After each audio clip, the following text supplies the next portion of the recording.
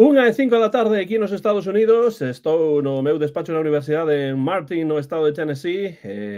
Iso quere dicir que 7 horas máis, sobre as 8:05 aproximadamente en Vigo, comeza unha nova emisión en directo do Bar Celeste, unha emisión na que imos comentar unha nova derrota do Celta fora da casa, coa que se pecha unha primeira volta na que o Celta conseguiu moitos puntos na casa, pero fora só 4 dos moitos que estaban en xogo. Rayo Vallecano 2, Celta 1, gol de Borja Iglesias. Estamos preparados aquí xa para comentar ese partido.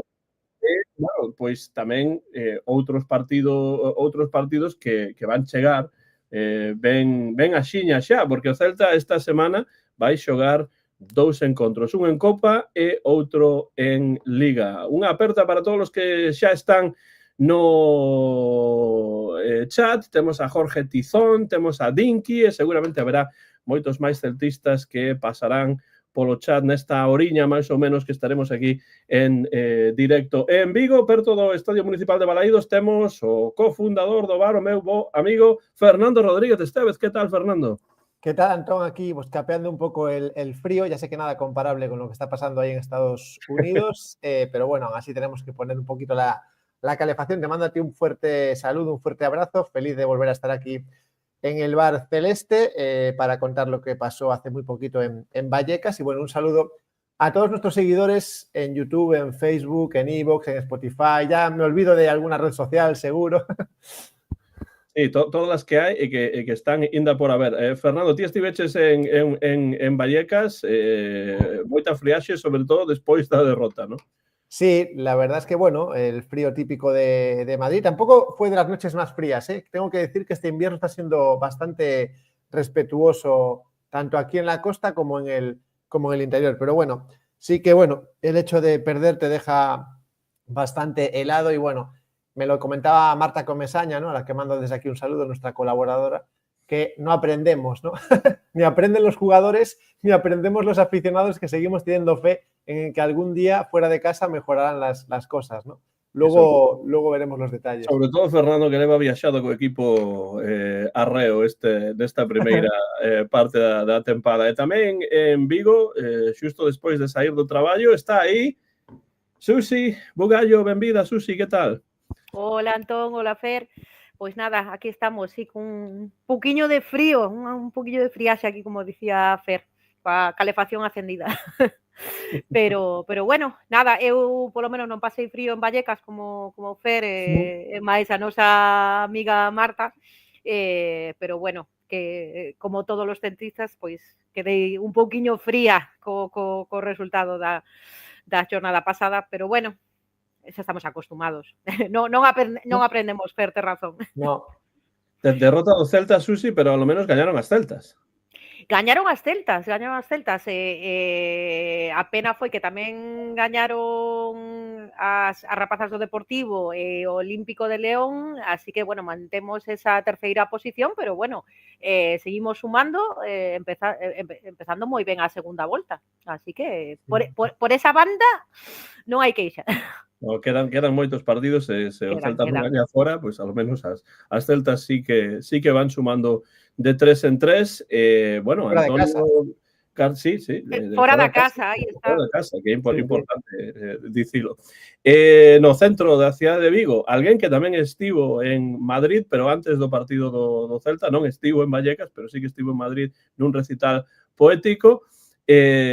Bueno, o poeta, gañador de varios premios literarios, vigués distinguido e, ademais, pois, celtista de pro, número pois moi baixo de carné do Celta. Está preparado para entrar en directo. Antonio García Teijeiro, que tal? Hola, encantado de estar con toda esta xente que estemos aquí hoxe, uns ilusos de moito cuidado, ademais. Que non aprenden dos que saben, é verdadeiramente lamentable, non? Pero, bueno, encantado de ver a Susi, que había tempo que non había. Bueno, espero que Susi vaya madurando moitísimo máis as súas opinións, empeza a pensar que este equipo non é o que vos pensades todos. Dito isto, Susi, tirón de orellas, porque hai que acordarse tamén do Sárdoma. Mira, o Sárdoma feminino ten máis mérito, moito máis mérito que as celtas. Porque levan loitando dende hai moitísimo tempo en solitario, ademais en axuda prácticamente ningunha, que é unha vergonza, do Concello de Vigo. E son de Vigo, igual que as celtas. Entón, eu, sinceramente, a min gustame que as celtas vayan para arriba, pero o Sárdoma, as mozas do Sárdoma, tamén. Non hai que esquecer que é un equipo de Vigo, de moito esforzo, de moito traballo, fronte a un equipo que foi feito así da noite a mañá, collendo xogadoras, bueno, collendo a praza dun equipo de fora de Vigo. Así que encantado das celtas, pero sobre todo tamén encantado de Sárdoma, porque merecen o noso aplauso absoluto, incondicional. Antonio, totalmente de acordo. E creo que hai unhas semanas tamén falamos delas. Aparte, estamos empatadas a puntos Sárdoma e as celtas, están terceiras e cuartas, así que vai estar a disputa aquí no derbi en Vigo quentiña. Pois que ganen as mellores. Por suposto. Antonio, unha pregunta. ¿Cuándo nos vas a acompañar a un desplazamiento con el Celta, Antonio? Que te echo nunca. Vos quedastes xeados en Madrid. Bueno, Madrid hacía un pouco de frío, había un pouco de frío, pero realmente o frío que levas no corpo foi a derrota unha máis do Celta fora da casa. Ese é o frío principal que pasaches, Fer, porque de verdade é vergoñosa a trayectoria do Celta fora da casa nesta tempada. Sinceramente... En números sí, pero en forma hai matices. Bueno, a veces de formas moito conto, moito tal, pero ao final os puntos cero. Eu dou un cero a atitude a Celta fora da casa. Bueno, puntos 4 en total. Bueno, puntos 4, pero eu dou un cero de puntuación, porque de verdade que é vergoñoso o que vemos porque ademais cada partido é por unha causa todas diferentes, todas. Decir, ou por unha cousa, outra por outra, que decir, o equipo non ten mentalidade de xogar fora da casa. E iso é un perigo enorme. Mira lo que dice en absoluto. En absoluto di aí, Antonio, sai de la zona de confort e viaja con Fer algún partido, hombre. Bueno, antes de que Antonio resposte a iso, eu vou dicir, se Antonio prácticamente non ve os partidos do Celta fora da casa cando os poñen pola televisión, que nesta ocasión sí que o viu, como vai viaxar? Ainda por enriba meterse nun tren, meterse nun avión, viaxar? No. Eu teño cosas máis importantes que facer co Celta. Isto para empezar. Segundo, teño que viaxar, evidentemente que teño que viaxar, pero por outros motivos. Por exemplo, volverei a Madrid o día 25 porque canta Paco Ibáñez. Entón, irei a ver a Paco Ibáñez. Pero como vir a un Rayo Celta ou un Xetafe Celta? Pero vos pensades que eu non teño máis cousas que facer que perder o tempo con iso. Porque unha viaxe custa diñeiro, é incómodo, e mil cousas máis, non? Así que, bueno, en fin. Non sei que pasou co Ourense. Que pasa co Ourense? Que juega ahora contra el Valencia. No, Ourense está na Copa, pasou de rolda. Va a jugar ahora. Agora vai xogar contra o Valencia, tamén o Pontevedra pasou de rolda, e o Celta, bueno, 3 equipos galegos nos... Bueno, o Celta... Ao Celta acabou a Copa, xa. Bueno, da Copa falaremos sí, por iso. Cara a fin do programa, pero gustaríame saber, bueno, Antonio xa comezou a deixar un pouco claro cal é a súa visión do partido en Vallecas, pero... Non deixei... Pero como ledes esta nova derrota do Celta? Xa sabemos que son 4 puntos dos moitos que estaban en xogo, son a victoria, son un empate e agora pois unha nova derrota para pechar a primeira volta. Que pasou en Vallecas? Das moitas cousas que lle ocorre ao Celta fora da casa, que pasou en Vallecas? E vexo que Antonio quere dicir algo. No, é que estás dicindo que eu xa falei do partido de Vallecas. Non falei do partido de Vallecas. No, digo que queda claro. Falei da trayectoria do Celta na primeira volta. Sí, do partido de Vallecas, o partido de Vallecas resúmese moi fácil, pero facilísimo. Creo que non podemos falar prácticamente nada. Erros en defensa, erros en ataque. E acabou, está. Non hai máis que falar dese partido, porque todo o demais sobra. Todo o que digamos nos vamos. É auga. Pero, Antonio, non podemos pechar o programa despois de 10 minutos. Levamos 9 minutos. Sí, bueno, pues falaremos de outras cousas, porque que máis ocorreu en Vallecas ca iso? Boa pregunta. Antonio fai a pregunta, lanza a pregunta, Fer, Susi, que máis ocorreu en Vallecas? Ademais do que di Antonio, que é totalmente certo. Erros de Guaita, erros da defensa e despois erros tamén de definición. Bueno, lo primero que ocurrió en Vallecas es que antes de empezar el partido, Marta y yo nos equivocamos de grada. Eso fue lo primero que ocurrió en Vallecas. Eso fue el primer hecho, antes del partido. Pero non é Vallecas un estadio no que hai só 3 gradas? Ou... Sí, lo que pasa que hay una de las gradas laterales que está dividida por una barandilla que apenas se nota. Y claro, habíamos pagado para estar arriba y nos pusimos abajo. Y luego ya unos chicos muy simpáticos, pues nos dijeron que teníamos mejor sitio. Bueno, se comenzaba mal o partido. No, bueno, al final comenzaba bien. Comenzaba bien porque nos dijeron que teníamos mejor sitio que aquel. Bueno.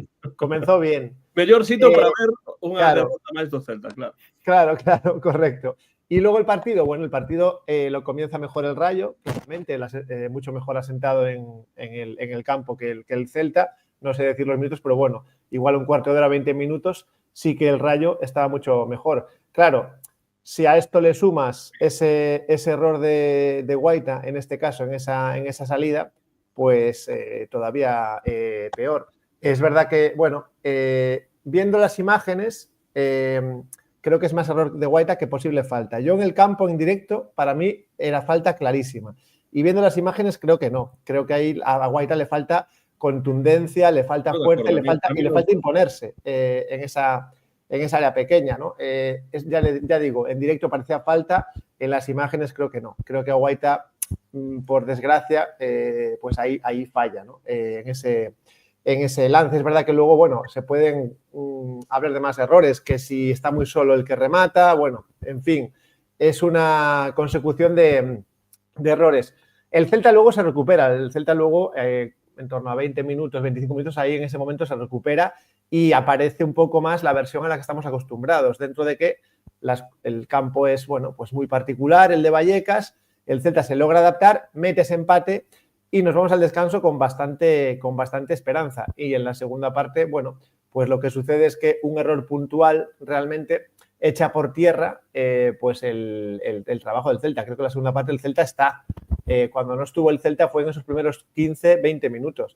Y luego, evidentemente, arriba perdonamos lo que no se puede perdonar en primera división. Es decir, hay una falta de gol, en este caso de Swedberg, que era un jugador que si por algo destacaba, además de por la técnica, era por el olfato goleador, pues entre lo que falló contra el Sevilla y lo que falló en Vallecas y alguna que otra, pues realmente se está diluyendo esa faceta goleadora de Swedberg. Un pouco, mi primer análisis es este. Sí, eu estou de acordo con Fernando que o Celta xogou mellor na segunda metade, pero o que non estou de acordo foi con que despois do gol do Rayo houvese realmente unha boa imaxe do Celta, porque penso que o Celta empata nun momento nuns intres nos que estaba a xogar pois bastante espeso, non? E o gol prácticamente saiu da nada dun par de bons pases e dun remate de Borja excelente. Como viches o Celta en Vallecas, Susi? Pois un poquinho de acordo co que dicías. Eu penso que melloramos na segunda parte, empeorar era difícil. Eu vin un Celta incómodo no campo, non atopaba o seu lugar, o seu xogo, igual que pasou contra o Racing, que o Celta non estivo cómodo en moitos momentos do partido, e o gol eu penso que non chegou no mellor momento do Celta, pero sí saiu dunha señalidade de Moriba, unha boa acción de Bamba que ata o gol eu tampouco entendía como dicíamos antes de entrar no programa, non sabíamos por que estaba a xogar Bamba de titular, e un remate de Borja fantástico, pero para min foi algo moi puntual. Sí que melloramos na segunda metade, pero con esa clase de erros de cara a portería é imposible remontar Bueno, xa empezamos un partido perdendo, como sempre, hai que remontar, marcador en contra, e non pode ser a tónica habitual de todos os partidos, porque nalgúns momentos pode sair ben, pero moitísimos outros, en todos os partidos fora da casa, sae mal. Así É unha que constante do Celta fora da casa, que sí. vai sempre a remolque, a remolque, a remolque. Eu prácticamente non lembro o Celta poñéndose por diante moi escasas ocasións. Especialmente fora da casa, moi pouco en esta primeira parte da tempada. E, por suposto, gustaríame preguntarlle isto a Antonio, ainda que seguramente que ten algún outro comentario tamén, as críticas están a chover sobre Vicente Guaita, Antonio. Máis aló desa dualidade Guaita e Villar, quen está a favor de Guaita, quen está a favor de Villar, etcétera, etcétera. Non imos entrar niso, pero o Celta ten que mellorar, eu penso, a posición da portería, ou non? Totalmente. Eu creo que se necesita un porteiro de maior categoría se queremos aspirar a algo. Se queremos seguir aí na metade loitando por non descender, chéganos. Pero teño que dicir cousas moi claras. Tampouco podemos crucificar por un partido malo que fixese. Outros fixeron outros moitos partidos malos e seguen aí coa cabeza ben alta. Se non, preguntade a Bamba cando xogou un partido. O que quero dicir que eu estou bastante de acordo co que di Susi, sinceramente. Fernando sempre se ven arriba co este equipo tal. O equipo xogou serio, botolle ganas, es decir, hubo intensidade, eso non se pode dudar. Houve momentos que xogou ben, pero o Rayo Vallecano tamén, O Rayo Vallecano funciona como un engranaxe completo, é fútbol completo, e non hai forma humana de que o Celta chegue a facer ese tipo de xogo. Non fora da casa. Non, fora de casa, falo fora de casa. Pero mirade, para, digamos que resumir todo, hai dous detalles importantes. Métenos un gol sen ángulo, porque é unha das cantadas gordas. Sí. Que se ve, sen ángulo, e nós, con toda a portería baleira, envía o balón por enriba da portería o noso querido xogador sueco que apuntaba tanto noutros momentos, pero que nestes momentos está negado totalmente. E iso que lle dá sempre a dianteira un algo especial que non lle dan os demais. Pero está fallando moitísimo Suedberg cada gol. Entón, esa é de verdade que no fondo, porque o partido foi igualado. Para min, o normal sería un empate, a verdade, pero tampouco o Celta foi superior ao Rayo Vallecano. Entón, eu o que penso, sinceramente, é que iso indica perfectamente o que o Celta fai adiante, fai atrás. Como realmente se pode recibir un gol como que recibiu Guaita? É que iso, palo curto, tírase tarde e mal. E mesmo o remate non foi con tantísima forza, porque está... No, bueno, foi con certa forza, pero iso ten que paralo, se non para iso, vale, errou. E logo, Williot, a mí tamén me gusta en absoluto Williot, cuidado. Estou dicindo algo importante, e é que cando el sae dalle a dianteira algo diferente. Pero o único que digo é que está negado cara ao gol. E iso há momentos en que estea mellor e momentos que estea peor. A min tamén me gusta moito Williot Suedberg. O sea, que unha cosa non quita outra. Non podemos confundir cando fagamos unha crítica a que está negado, non unha crítica a que xogue mal, nin non aporte, nin achegue nada. Pero está negado. Claro que me gusta, e prefiro a ela a outros moitos. Sí, además... Fernando, sí. Sí, decía Antonio que efectivamente es un gol prácticamente sin ángulo. Es un gol en el que el jugador se está cayendo, que esa es otro tema a tener en cuenta. Realmente es un disparo, digamos, algo forzado, y ese palo es de Guaita siempre. O sea, Guaita tiene que estar pegado como con Loctite a ese palo. Entonces, claro, un jugador de sus características, si a eso le sumas el primer gol, pues evidentemente el día de Guaita es malo. Pero aquí quiero apuntar una cosa, ¿no? Y lo decía antes Antonio, que fallos en cada partido vamos a poder señalar a alguien, ¿vale? Porque lo hemos visto incluso cuando ganamos podemos señalar a alguien. Entonces, a mí lo que me parece indecente, y esto es lo que tengo muchas ganas de decir, me parece indecente... Además, utiliza a palabra indecente, claramente tiña moitas ganas de dicir isto. Sí, o sea, indecente con mayúsculas. La portada del Faro de Vigo señalando a Guaita. Me parece algo indecente que yo no recuerdo en muchísimos años en un periódico. Entonces me parece indecente. Bueno, a pregunta de Fernando aí sería por que sinalar a Guaita e non sinalar, por exemplo, claro, a o en otros partidos. Podemos hacer portadas todos los domingos, ganemos o perdamos con algún jugador, todos. Vale, entonces, ¿por qué en este momento a este periódico se le ocurre señalar a Guaita? Mira, Fer, eu que estou de acordo contigo no que estás dicindo, digo que é normal que o Faro de Vigo, neste caso, calquera que faga, teñen que nomear a Guaita. Porque perdes 2-1, e os dous fallos do mesmo portero en as puxeron o mesmo. Pues ponemos Williot desperdicia, o sea, Williot impide que el Celta empate. No, hombre, ¿cómo que no? Es que es igual. Sabes, Fer, que eu defendo a Guaita, pero neste caso foi o culpable da derrota, clarísima. E non hai que darlle. Tiene el mismo valor un gol cantado fallado que una cantada del portero. No. Un gol fallado, si estamos 0-0, te permite seguir 0-0. Si fallas atrás, 0-1. A responsabilidade dos porteiros sempre foi superior, Fernando. Por iso, a portería é un dos postos máis importantes dos equipos. E creo que, vamos, que hai que recoñecer. Pues que lo destaquen cuando nos salva. Non lle deamos máis voltas. Estivo moi mal ese día, nada máis. Pero que lo destaquen cuando hace buenas intervenciones. ¿Por qué no lo tamén ponen? O teñen destacado. Tampouco fixo en portada no. En portada no. No, pero en portada tampouco fixo como para que gañar un partido el solo. Vamos a ser serios. Ya, pues tampoco lo perdió el solo, no estoy de acuerdo con eso. Bueno, vale. Discrepo totalmente contigo. É un concepto de valores, nada máis. Para min non hai que crucificalo. Pero hai que sinalalo, porque a realidade dese partido foi os erros de Guaita e o último fallo de cabeza de Williot. Pero realmente foron máis decisivos. ¿Y el paradón que hace Guaita en la primera parte? Bueno, foi o único que fixo en todo o partido. Sí. Bueno, foi magnífico. Y algún otro. Bueno, defender a Guaita non significa recoñecer os erros que ten, soy el primer, cando cedí e cando os ten hai que dicilo. Punto, non hai que ter medo. Porque a outros están machacando tamén sempre. Fue lo primero que dije cuando hablé hoy. Hablé de Guaita hoy. Pues ya. Pues eu estou de acordo co titular, sinceramente. Pero, bueno, eu estou de acordo co titular. E mira, a mí teríame gustado máis que defendo os porteiros e mira que defenda a Guaita. Pero, sinceramente, es que o titular se define fundamentalmente aí. Hombre, o titular mellor...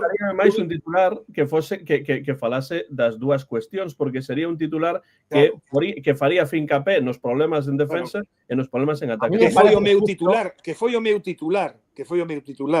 Que o partido se resume niso. Fallamos atrás e fallamos diante. Bueno, eso foi o tal. Pues, ¿y por qué no? Vale, eso es pero igual, para mí é algo... Ese es un buen titular. É algo secundario totalmente. Bueno. Es decir, Guaita fallou e ten que aguantalo. E punto. Jová, que é un veterano de 30 e tantos anos. Que concho me pas dicir?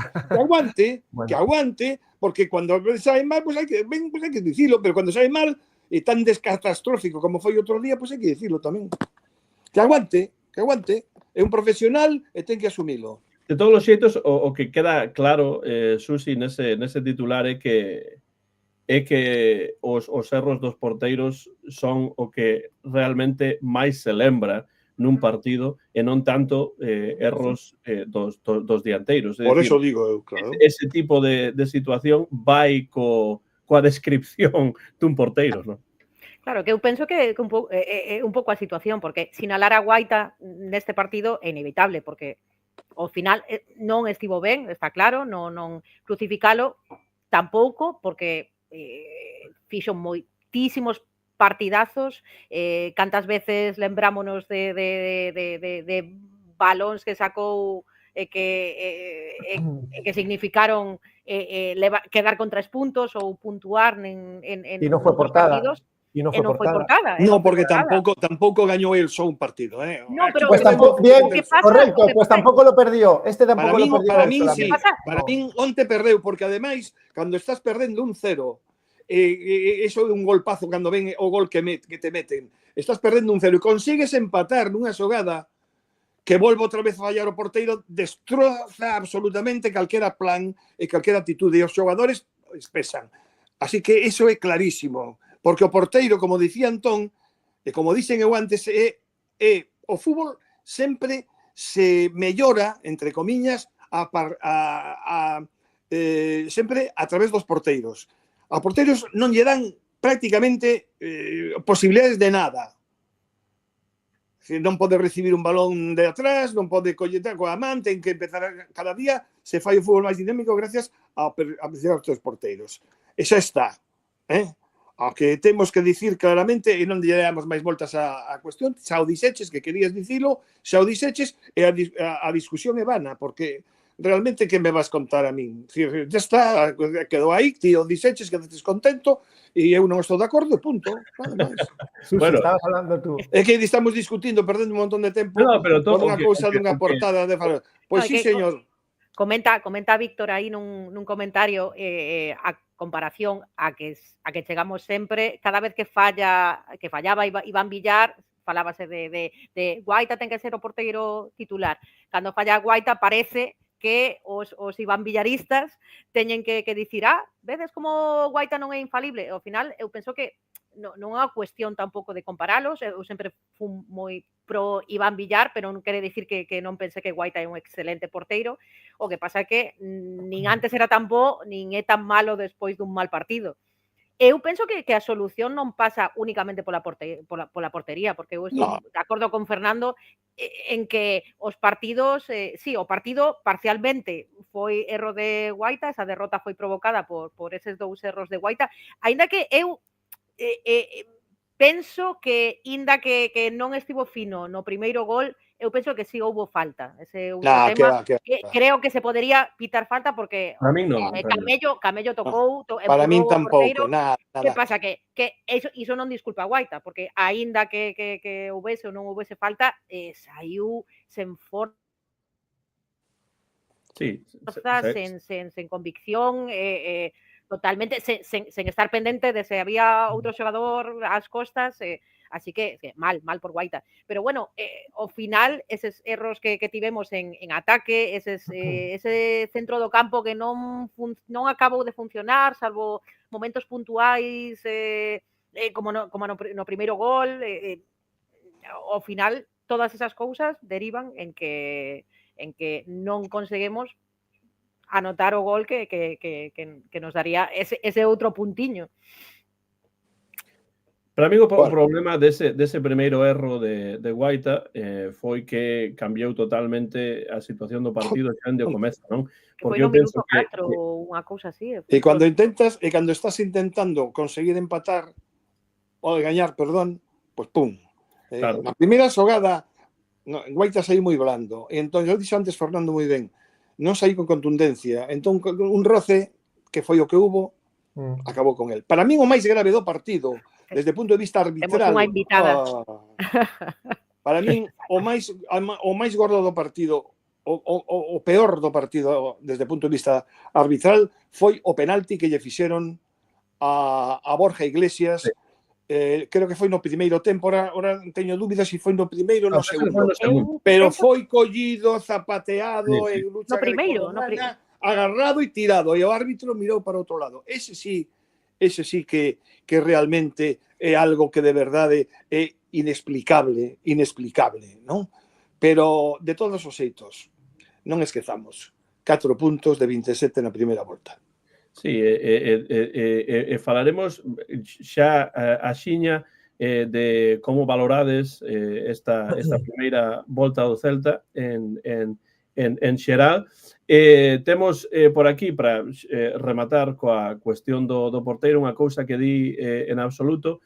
Tengo 2 opciones en mente para a portería. Ha de ser prioridad, sí o sí. Leo Román, primera opción, y la segunda, Iván Gutesa, de 22 años, próximo portero de la selección de Serbia. Bueno, o que está claro é que eu estou de acordo en absoluto, e non polos erros de Guaita neste partido en particular, senón porque penso que a portería do Celta hai que reforzala, e xa hai tempo que o Celta non ten un porteiro de verdadeiras garantías de dicir este é un porteiro que dá puntos, que gaña partidos, etc. Non? Entón, penso que no verán sí que, como di en absoluto, debe ser prioridade pois lidiar coa portería, ¿no? Yo quería contestar en absoluto por alusiones, que antes me escribía aquí en comentarios. Decía aquí, sí, no pasa nada por decir que fue una mala actuación de Guaita, no lo estamos... Es decir, claro que no, y además es lo primero que dijo, o sea, claro que fue una mala actuación, lo decimos, lo criticamos y lo hemos dicho. Lo que me parece injusto, y ya termino, es que lo destaquen en portada. Eso es lo que me parece justo. Pois o que temos que falar máis aló do partido, porque evidentemente eu estou bastante de acordo con Antonio, non hai moitísimo que falar deste partido. Xa estamos falando de máis. Erros en defensa, erros en ataque, despois nos vamos ás 2 horas e non escoita arbitral, ninguén. polémica, etcétera, unha nova derrota. O problema que eu vexo é precisamente eses 4 puntos fora da casa en toda a primeira volta, pero o que me gustaría preguntarvos é o seguinte: que cousas desta primeira volta, despois de 19 partidos, salientades positivamente e en que cousas pensades que hai que mellorar? Evidentemente, 4 puntos dos que se xogaron fora nesta primeira volta son moi poucos e iso hai que melloralo, pero cousas positivas e cousas non tan positivas. Comezamos, se vos parece, coas positivas. E ninguén fala, porque... Non quero ser o primeiro, porque parece que sempre quero acaparar. Non, que falen outros. Algo positivo. Da primeira volta. Desta primeira volta. Desta primeira volta. Desta primeira volta... Yo diría la estabilidad en el juego del Celta. O sea, más allá de altibajos, hay una idea clara y se mantiene durante la mayor parte del tiempo y de ahí los frutos. O sea, que para mí una idea positiva es la estabilidad. Luego diré más, pero le voy a decir le voy a dejar 24 puntos en total en 19 partidos, 12ª posición, Susi, algo positivo, algunhas cousas positivas que ti biches en esta primeira parte da tempada. O máis positivo é a imaxe que dá o equipo en Balaídos, nos partidos da casa.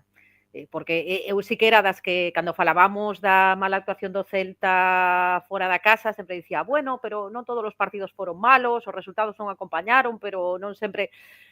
Nestes últimos partidos fora da casa xa non atopo excusas para disculpar ao equipo. E parecen últimamente dous equipos totalmente diferentes. O que vemos en Balaídos e o que vemos fora da casa. Así que o máis positivo, por suposto, a maioría das actuacións do Celta na casa, como fixo de Balaídos o seu fortín e como conseguimos sacar moitísimos resultados positivos e quedar cos 3 puntos ou puntuar na casa habitualmente. Así que para min o máis positivo esa imaxe. E como espectadora e como persoa que acude a Balaídos case todos os domingos, pois non está mal saber que vas e que polo menos vas poder disfrutar algo que non podemos facer nos partidos a domicilio. Para min, antes de que entre Antonio, unhas cousas moi positivas, sobre todo na casa, porque fora o Celta recibiu goles de máis, pois é a melloría na defensa coa chegada de Marcos Alonso, que realmente é moi importante, e despois tamén nestes últimos partidos o que está a aportar Ilaix Moriba no centro do campo, que tamén é importante porque xa sabemos que esa é a columna vertebral dun equipo de fútbol. Antonio, algo positivo desta primeira parte da tempada na que eu entendo que ti sigues subido no giralcóptero. Primeiro, encántame as opinións literarias dentro deste programa. Víctor, moi ben expresado, ademais. Robert Louis Stevenson, sí. Dr. Jekyll. Na casa, o público é o mellor do que hubo nesta primeira parte da Liga ou do campeonato. Despois, certa solidez, non sempre bo xogo, puntos sacados, outros que se perderon por mala sorte, porque o día do Madrid foi unha pena, o día Atlético de Madrid xa non digo nada. E logo, a imaxe que deixou o Celta os días do Mallorca e Real Sociedade. Esos foron os 2 días que a min, persoalmente, o equipo me gustou máis. Entón, bueno, logo podemos entrar en outras cosas, como decía Antón, de xogadores ou de liñas, etc. Pero, en principio, iso. Pero non botemos foguetes antes de tempo, Yo te diría tamén el fortalecimiento de la cantera, claramente.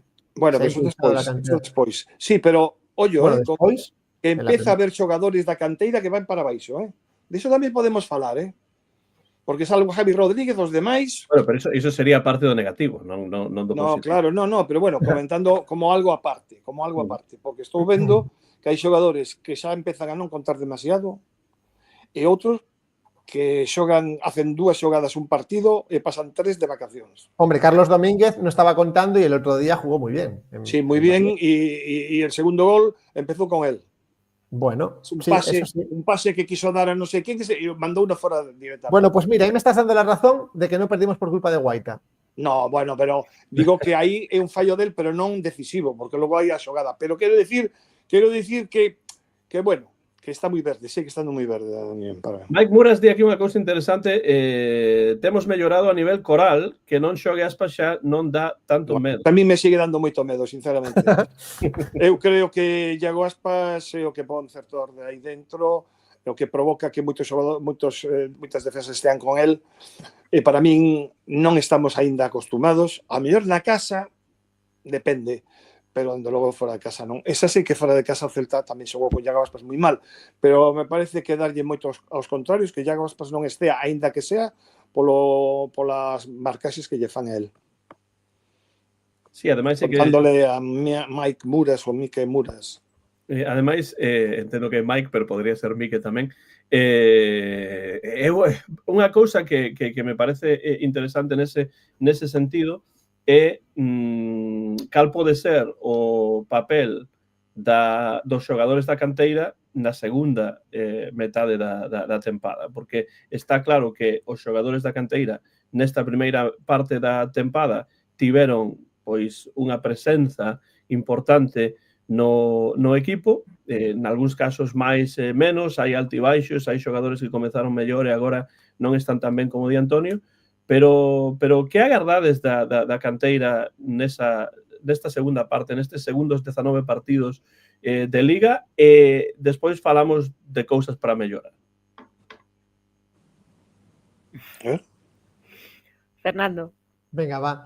Pues yo espero que sigan participando y de la forma que lo están haciendo. A ver, Giraldez está dando minutos incluso a algunos que creíamos que ya estaban descartados, como Carlos Domínguez, volvió el otro día a jugar. Es decir, yo creo que el protagonismo va a ser el mismo, incluso mejor. Se supone que la experiencia es un grado y la experiencia que han acumulado en la primera vuelta les tiene que servir en la segunda. Es cierto que, bueno, hay por ejemplo, posiciones como la del medio del campo en la que Fran Beltrán y Moriba están cerrando bastante la puerta, pero aún así yo entiendo que cuando salen Hugo Sotelo, Damián hace ya un tiempo que no juega, o sea, yo no veo ahí un problema, no veo que vaya a haber un bajón como anuncia Antonio, es que yo no estoy viendo ese bajón todavía, o sea, yo todavía no vi a ningún jugador que haya destacado en esta primera vuelta que diga, uy, este ya fuera, es descartado. No, pero vamos a ver, non estamos falando de descartes, estamos falando de trayectorias, non me veñas con descartes, eu non digo de descartar a ninguén, pero o que che digo é que empezan a pesar certas cousas e a xente non se dá conta cando enseguida sobe a un xogador porque, un día meteu 2 goles ou, un día fixo unha xogada, é que temos que acabar con iso, porque pero eso pasa con jugadores de fuera tamén, Antonio? Non, pero ahora estou falando dos da cantera porque son os que, bueno, tamén pasa con os xogadores de fora, claro, por digo, pero quero dicir, por exemplo, outro día Alfon deu pena en Vallecas. Vamos a dicirlo así porque parece que é un pecado. Alfon deu pena, non se foi de ninguén, non fixo absolutamente nada. Cambiárono porque se lesionou, porque senón había que cambiarlo igual. Esa é unha realidade. Damián, onde está Damián? Non me veñes dicindo que hai 2 xogadores, porque cando tal mete a outro e senón a outro. Damián non está, Damián non está desde hai moito tempo. Porque Damián tuvo un problema personal grave. Bueno, problema personal dura un partido, non me vale máis. Bueno, son historias. Segundo, yo no sé si lo sabes lo que le pasó, pero bueno. Sigo. Carlos Domínguez por las circunstancias, porque non contaba para nada, non sabíamos ni onde estaba. E Hugo Álvarez está empezando a ser unha tomadura de pelo, Pero Hugo Álvarez ten que cambiar moito a súa mentalidade, porque senón eu lle pronostico un mal futuro no fútbol, Es decir, ves a veces cara de cabreo, sai de unhas maneiras moi raras e resulta que se decanta de que fai unha xogada e a xente enseguida se volve tola e logo se pasa 3 partidos de vacacións. Non pode ser así nun rapaz novo. Ten que xogar moito máis e a chegar moito máis. Está claramente en baixo. Así de claro. E bueno, e podíamos seguir. Sergio Carrera sale cando poñen, porque se teñen que lesionar 3 para que realmente saia Sergio Carreira, e así funcionamos. O sea que eu espero que esta xente da canteira nesta segunda parte da Liga me demostre que está de verdade mellorando. Así de claro. Necesito, por eles mesmos, que realmente se asenten e aporten moito máis do que están achegando. Acheguen moito máis do que están achegando, sinceramente. Imos deixarnos de tanta historia, porque eu creo que estamos poñendo globos, e cuidado que non pique o globo, Eu estou moi cabreado, a verdade, teño que dicilo, que estou moi cabreado. A min non me gustan demasiadas cousas, esa está, non me gustan, esa está, non me gustan. Decir, bueno, falaremos nos intres das cousas que hai que mellorar. Susi, canteira, algún comentario sobre ese tema? Pois canteira, comentaba alguén no chat que máis minutos para Pablo Durán. Eu espero que sí, que nesta segunda volta que contemos máis con Pablo Durán. Eu estou moi contenta. Pois o futuro do Celta... Non sei se o futuro do Celta pasa por Pablo Durán. O presente do Celta pasa por Pablo Durán. E por Alfon estamos perdidos. O presente, eu non estou de acordo. O presente do Celta pasa pola canteira. Está clarísimo. A canteira podemos criticala, son xogadores moi novos que poden cometer erros, pero aí estaban eles sacando as castañas do lume cando outros, cobrando moito máis e tendo máis experiencia, non daban o callo no campo. Sí. Eu espero, bueno, Javi Rodríguez creo que ese é o único que de verdade está funcionando. Dos mellores canteiráns hoxe por hoxe. Eu espero que recuperemos a Hugo Sotelo, porque pareceme un xogador que se está a bo nivel. Irregular. Bueno, tampouco tivo regularidade en minutos, en oportunidades no campo, non lle respetaron as lesións, tampouco. Hugo Álvarez sí que poñamos panos quentes.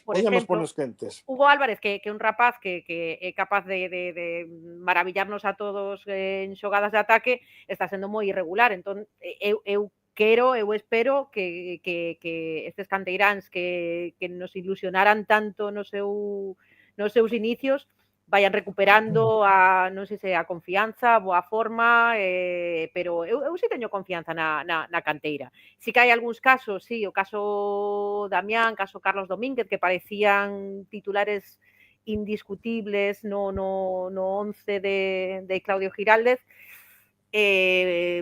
por unhas razóns ou por outras, sobre todo no caso de Carlos Domínguez, desapareceron prácticamente dos plans do adestrador. Pero bueno, eu sí penso que o presente, o futuro do Celta pasa pola canteira, e eu espero que vendo que se está vendo esta tempada, que o clube tome nota e siga apostando pola canteira e siga invirtindo na canteira. En absoluto, eu deixos que se vayan formando, eu deixos, pero vexo algúns sinais que non me gustan, simplemente podo dicilo, sen acritude, como decía el impresentable de Felipe González. Sen acritude. Eu non xulgo porque fallen un gol ou porque tal, xulgo por outras cousas. E hai cousas que non me gustan.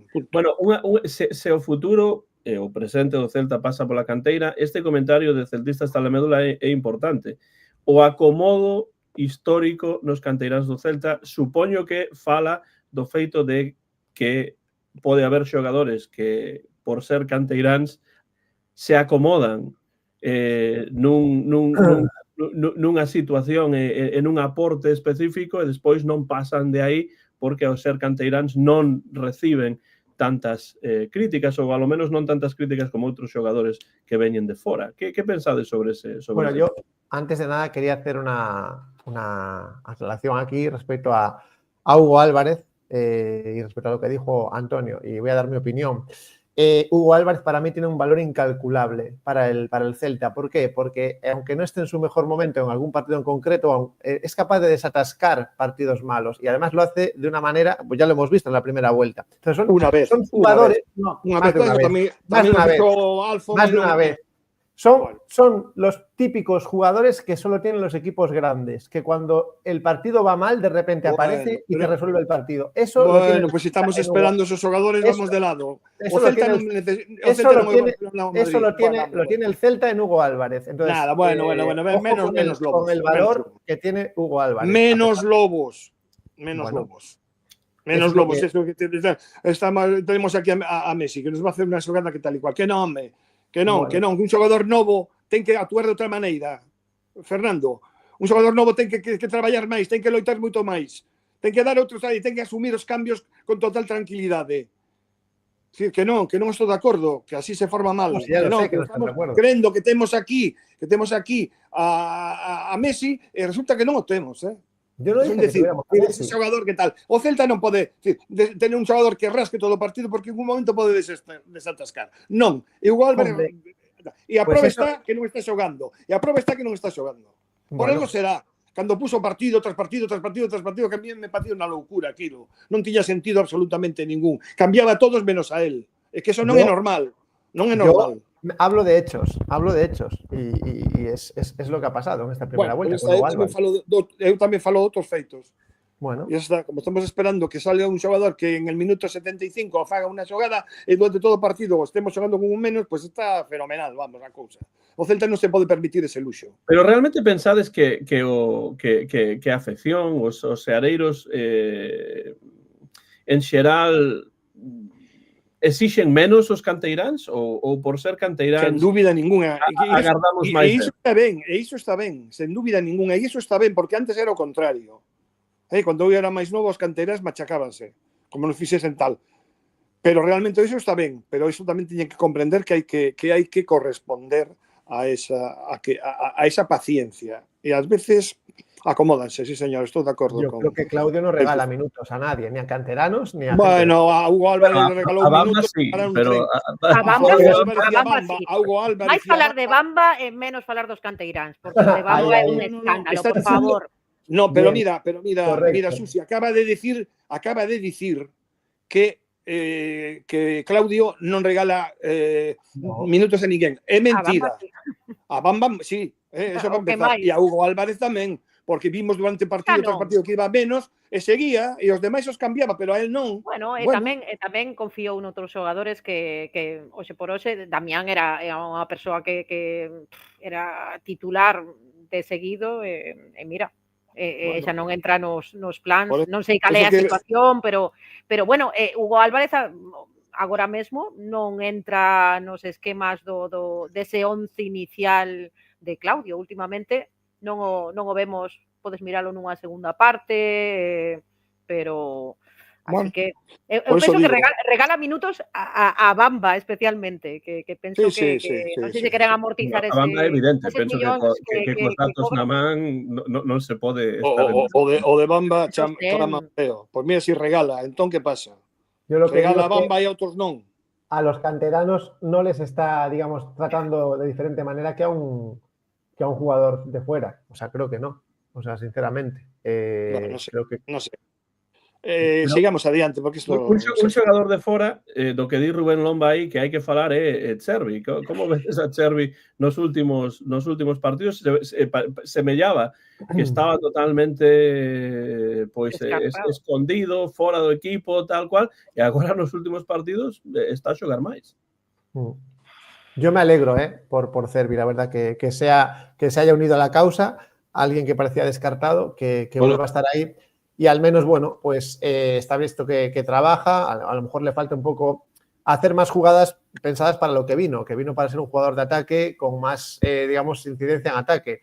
Pero si la actitud que tiene sirve para, pues eso, ayudar al equipo, aunque sea defensivamente, bienvenido. O sea, yo echo de menos su presencia en ataque y más aportación en ataque, pero bueno, me alegro de que un jugador que se fichó en su momento, digamos, entre comillas, de relumbrón, la gente tenía muchas expectativas en él, que haya renacido, entre comillas, a ver si aguanta y si en el mercado de invierno pero Fer, eu creo que na causa estivo sempre, porque sí, si algo tiña Chervi era deixar todo no campo, e iso non o facían todos, Sí, non me parece que sexa un magnífico xogador, pero sí un xogador que está metido no que fai, está na causa. É unha causa, está, pero que Estou de pasa acordo con que todo o que dixo Fernando, excepto nese tema, porque penso eu que tamén estou de acordo con Fernando neso. Aporta intensidade, pero eu tamén penso que a falta de minutos É limitado, é nótase. moi limitado. No, É limitado.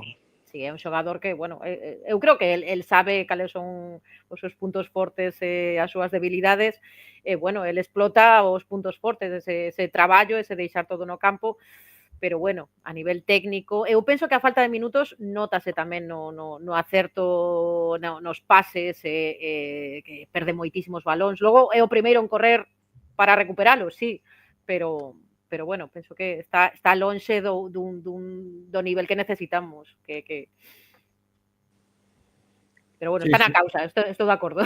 Di Jaime Soto que se remite ao Barceleste, di de Fran, non o exxogador do Coruña, realmente fala de Fer e Cumbias, o que ali se falou está ben falado, digo isto porque houbo un programa especial no que Fernando en persoa con Joaquín fixeron unha valoración con números dos xogadores do Celta nesta primeira parte da tempada. Entón, eu aproveito agora para xa pechar este capítulo e preguntarvos, bueno, 4 puntos fora da casa dos moitos que se xogaron son moi poucos, pero ademais diso, que é o que o Celta ten que mellorar na segunda parte da tempada que non vos gustou nesta primeira parte. Comezamos, pois, con Susi, que está aí, que creo que ten unha cousa que quere dicir, e despois os demais. Non, estaba pensando que ten que mellorar moitas cousas. A defensa, recuperar ese creo que era Fer que destacaba, non, o foras ti, Antón, a mellora en defensa coa chegada de Marcos Alonso, temos que recuperar ese Celta que parecía resurxir un pouquiño esa defensa con eses tres centrais que estaban espléndidos nalgúns partidos, Starfelt, Marcos Alonso e máis Javi Rodríguez, pero iso o primeiro que creo que temos que recuperar. Temos, por suposto, que intentar ter a mesma imaxe ou o mesmo estilo de xogo ou manter a nosa persoalidade cando saímos fora da casa. Eso é primordial, empezar a non ir a remolque, o que falábamos sempre de comezar os partidos perdendo, encaixando un gol, non, levarnos as rendas do partido e empezar a encarar eses partidos fora da casa doutra maneira. Eu penso que mellorando a defensa, recuperando ese estilo co que iniciábamos esta primeira volta, eu penso que, bueno, que poderíamos estar moi tranquilos nesta segunda volta e sen preocuparnos por posibles postos de descenso moi pronto, pero para iso temos que empezar a mostrar outra cara, principalmente fora da casa. Bueno, a mí fora, o que ten que mellorar o Celta, non vou ser eu quen lle teña que dicir a Claudio Giraldez o que ten que mellorar, el sabe mellor. Aprovecha e díselo agora. No, porque eu non estou capacitado. Non temos liña directa con Claudio. Se nos ve, sí. Eu non estou capacitado para dicirlle a Claudio Giraldez o que ten. No, pero que cousas non che gustaron nesta primeira volta? Levamos xa 19 partidos de Liga. Principalmente os planteamentos e a actitude, planteamentos de Claudio e a actitude dos xogadores nos partidos fora de casa. Non me gustaron. Non me gustaron. Eso para empezar. Por outra banda, teño que dicir que hai o equipo ten neste momento unha mentalidade perdedora fora de casa. O Celta sabe que lle custa moito, a patada que deu a botella Claudio é un síntoma claro de impotencia. Pero patada de rugby, prácticamente. Outro partido que se nos vai, outro partido que palmamos fora e empeza a haber unha certa psicose. E esa é a realidade. Este equipo mentalmente e ás veces en canto a planteamento está moi equivocado. Decir, mentalmente están moi cansos fora de casa, están xa con temor. E despois, Antonio, iso é un partido, cando o plantexamento, por exemplo, como o partido do Raio, era para ter o balón, porque eu penso que con Borja arriba plantexou Claudio Giraldez un partido para ter o balón, en 4 minutos metenche un gol, cambian totalmente. No, pero eu non falo deste partido, só eu falo dunha historia ao longo de toda unha primeira volta. Que plantexe un partido mira, para ter o balón, eu o que non creo, non funciona. Eu o que non veo claramente baixo ningún concepto que o Celta xogue igual na casa que fora. E el dicía que iba a xogar lo mismo na casa que fora, e a verdade é que non se xoga o Celta o mesmo na casa que fora, por lo que sexa. Porque falta concentración, porque hai un temor a fallar, porque hai partidos que para min non están ben planteados, etcétera, etcétera. E logo ainda por riba, pois falta puntería e sobran erros. Pero é un problema fundamentalmente mental, un problema que se está facendo mental, e cuidado con isto, porque un equipo colla a fama de palmar fora de casa vai palmar sempre. É dicir, como non faga algo que fan outros equipos que de repente gañan fora, o Celta es que gañou ese partido de Las Palmas e todos recordamos como gañou, que se non chega a gañar ese partido defendiendo moi bien. Eso foi un milagre. Defendendo moi bien, pero con unha sorte tremenda. Es decir, defendendo moi ben, pero coa sorte, e colleu aquel Las Palmas, que si pero defendendo moi ben, non é normal o que fallou Las Palmas ali diante da portería do Celta. Ou non recordades a final que hasta tiveron un cabezazo que entón, bueno, gañou o partido como gañou. Claro, pero un partido que un pensa que non vai gañar, porque xoga con 2 menos. Claro, por eso digo que gañou o partido como gañou. Claro, porque o prexudicaron absolutamente, pero non foi un partido normal. Celta non gañou un partido normal fora da casa, é o que quero decir con isto. Un partido xogando... Pero ese partido foi moi meritorio. Ganar ese partido meritorio, pero raro, extraño. Bueno, pero eso non indica unha trayectoria fora de casa, Fernando. No, claro, é unha cousa moi especial. Eso habla muy bien del equipo, ese partido. Bueno, eso habla muy bien del equipo de ese partido, pero nada más. Porque entonces, ¿qué pasó o domingo seguinte? E a outro, Fernando. Por favor.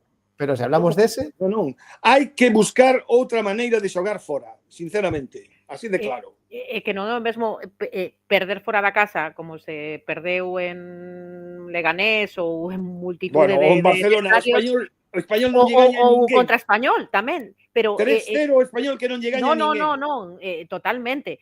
Non é o mesmo perder así que perder como se perdeu contra o Villarreal. Bueno, pero o Villarreal foi unha locura. Para mí non é o mesmo. No, pero que ademais, ese Celta si xogou en Villarreal da mesma maneira da que xogan Balaídos. Perdemos, perdemos. Puidemos gañar tamén. Puido gañar pero ese é o Celta que quero ver. Se perdemos, que se perda. Pero o que non quero ver é un Celta que non recoñezo cando xogamos fora da casa. Iso é o que temos que recuperar. Sí, e ademais estou con Víctor, creo que o define perfectamente, Víctor. Este Celta día de hoxe é moi feble, os erros paganse caro. Fora da casa somos tremendamente perdedores. Es que así. Fora da casa os números e tamén a imaxe deixa o claro. E ademais é que son derrotas fora da casa contra equipos que son, por así decirlo, da nosa liga. Hai que gañar ou ao menos empatar eses partidos. Fernando, está aínda por dicir unha cousa que hai que mellorar ou que non che gustou nesta primeira parte. A ver, estoy de acuerdo. Evidentemente es que no hay que ser Einstein para verlo. Lo que hay que mejorar es la defensa. O sea, ahí estoy de acuerdo. Que a este lle gustase o fútbol, claro. Pero claro, dicho esto, que es evidente que hay que mejorar Só un momento, unha pregunta. E a dianteira non hai que mellorala? Porque perdes 3-0 en Leganés, perdes 1-0 en Sevilla e perdes 3-0 en Barcelona. A ver. El ataque... non hai equilibrio, Fer. Sí, el ataque, pero me da mucha más tranquilidad el ataque que la defensa.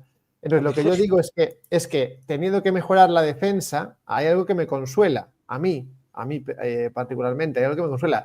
Y es que si se ven, como yo he visto, el resto de los equipos, cómo hacen, cómo defienden, es que en todos, y cuando digo todos, digo los 19 equipos restantes, hay que verlo también, porque estamos en la misma liga, los errores que cometen en defensa. Es decir, el Celta no es un rara avis en esto, quiero que quede claro. Entonces, claro, eso para mí... No, pero os demais sacan máis puntos que a ti. No, bueno, vale, pero para mí eso es un consuelo de decir, oye, ¿cómo están esos defensas? E que, tío, a sorte que tes é que te consolas absolutamente con todo. No. Tú sempre buscas un consuelo, pero os resultados Están aí. No, yo lo que digo es que no somos una rara avis en defensa, que hay que mejorar, evidentemente, lo vemos. No, pero hai que ver os goles en contra, cada 15 hai que ver os días. goles en contra dos demais Sí, equipos, hai que ver os Pero, goles en contra. pero es que hay que Celta- ver, es que el otro día, por ejemplo, hablando de este fin de semana, veía yo con Marta los resúmenes de los otros partidos y es que veías unos errores que dices tú, bueno, a ver, evidentemente hay que mirarse a uno mismo y mejorar uno mismo, pero ves el resto, ves alrededor y dices, tela, con los errores que hay en defensa de los demás equipos. Y digo de todos, incluyo grandes, pequeños y medianos, todos. Entonces, pero bueno, o Celta é dos máis goleados, non? bueno, Entonces, a ver, ¿qué pasa?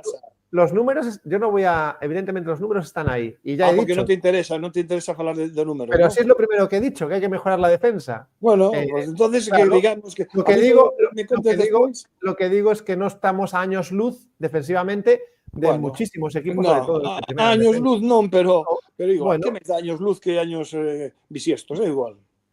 Bueno, eso es lo que quería decir. Que sí, evidentemente hay que mejorar la defensa, pero que no somos el rarito de la clase en defensa. O que hai que mellorar son os planteamentos fora da casa e a intensidade fora da casa. Para min, sobre todo, a intensidade fora da casa é o que é dicir, precisamente porque cando o Celta xoga con intensidade fora da casa, sí que é quen de crear ocasións. Despois pode non meter os goles, non? Pero no partido fronte ao Raio, en parte dese partido, houbo intensidade do Celta, houbo creación de ocasións, despois non se meteron e, por suposto, os erros defensivos. Claro, es que aí non negociaron en absoluta intensidade. Eu xa o dixen que deixaron todo. É así. Pero o que quero dicir é que iso é algo que a mí me gustaría ver en máis partidos fora da casa con independencia do resultado final. Porque é que non fallou tanto a defensa como o fora da casa é posible que o Celta sacase algúns puntos máis neses partidos. Claro. Bueno, muy bien, claro. Bueno, pues demos... quería hacer un comentario, Antón, de algo que se ha dicho ahora en el chat, sí.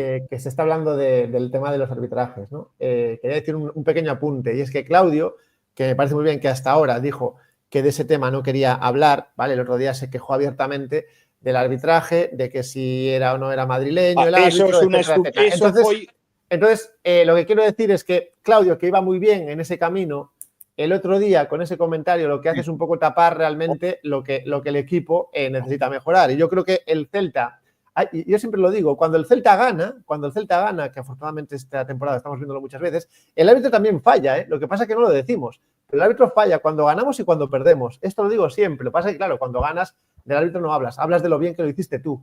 Entonces, por eso digo que Claudio, este fin de semana, bueno, evidentemente, llevado por la tensión, yo creo que ahí, si es fiel a sus valores, pues no tendría que haber dicho nada del árbitro y menos esas cosas, ¿no? Creo que, bueno, a ver, se le perdona porque es un momento caliente y yo ahí, evidentemente, todos somos humanos. No es tan caliente porque fue una rueda de prensa, ¿no? Fue en un flash anterior, que también lo dice. Pero bueno, quiero decir que eso, o sea, apoyando a Claudio en todo, creo que ahí, bueno, pues no tiene que entrar, además porque él mismo lo dice, que él no quiere entrar en ese tema, pero bueno, entra. Y entró de una manera muy fea. Innecesaria. Muy fea. Este árbitro pertenece a otra... Colegio Balear. Otro colegio Balear.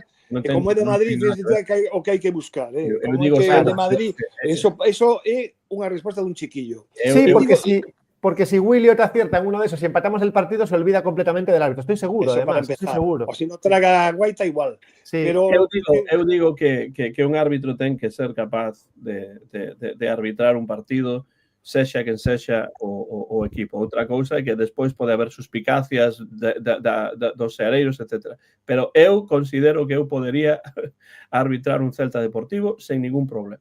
Bueno, pero o que pasa é que despois que dirían os jornalistas, que dirían os seareiros, etc. Mira que yo siendo del Celta, ten que poder facelo. Si soy presidente del comité de árbitros, a ti no te elijo para arbitrar un Celta. No, eso xa sei. Hai unha pregunta directa de en absoluto para Antonio. ¿Jugar de otra manera cómo, Antonio? ¿Buscamos el empate o te refieres al esquema táctico? No. Me refiero al esquema táctico, no nada de buscar el empate. Pues yo sí, yo lo buscaría. Yo lo buscaría. Habríamos ganado un montón de puntos en esta primera. No. No, en absoluto. Eu digo que me refiero a un esquema táctico un pouquiño máis racional, sabendo que xogas fora contra os equipos apoiado igual que fan os contrarios en Vigo. Posesión de balón, evidentemente, pero de outra maneira. É dicir, non se pode xogar dunha maneira demasiado alegre e sen intensidade, que é o que fai o Celta fora. Entón, ese é o problema. Non quero empate, o sea, non quero empate, quero empate, pero non buscando como ti insinúas aí, non? É dicir, insinúas que xoguemos aí a poñer autobús. Non, nada diso, esa non é a miña idea. Saír a empatar, non, pero tampouco suicidarse. Porque se suicida dende dúas partes. Suicídase dende o punto de vista